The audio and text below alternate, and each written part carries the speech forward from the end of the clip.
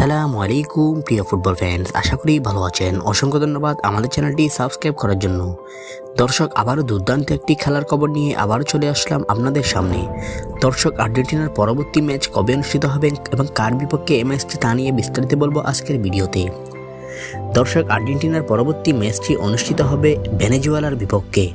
দর্শক, এই ম্যাচটি অনুষ্ঠিত হবে এই মাসের 23 তারিখ, অর্থাৎ রোজ বুধবার সন্ধ্যা 6টায় বাংলাদেশ সময় অনুষ্ঠিত হবে এই ম্যাচটি। দর্শক, এই ম্যাচটিতে কে কার থেকে বেশি পরিসংখ্যান অনুযায়ী এগিয়ে রয়েছে এবং চূড়ান্ত সময়সূচি এবং কীভাবে আপনারা মোবাইল ফোনের মাধ্যমে এই ম্যাচটি লাইভ দেখবেন তা নিয়ে বিস্তারিত বলবো আজকের ভিডিওতে।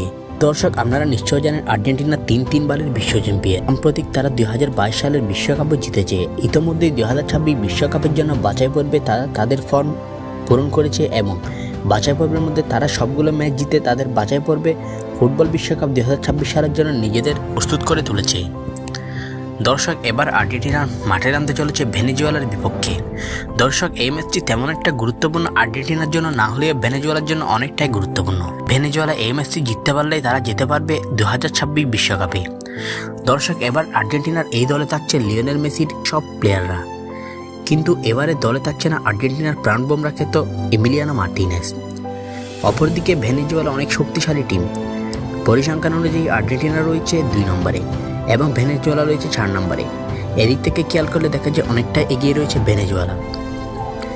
ভেনেজুয়েলাতে রয়েছে গুরুত্বপূর্ণ অনেকগুলো খেলোয়াড়। দর্শক, এবার চলুন দেখে নেওয়া যাক এই ম্যাচটি কবে অনুষ্ঠিত হবে। দর্শক, এই ম্যাচটি অনুষ্ঠিত হবে এই মাসের 23 তারিখ, রোজ বুধবার সন্ধ্যা 6টায় অনুষ্ঠিত হবে এই ম্যাচটি। দর্শক, এবার জানিয়ে দেওয়া যাক এই ম্যাচটি কীভাবে আপনারা মোবাইল ফোনের মাধ্যমে লাইভ দেখবেন।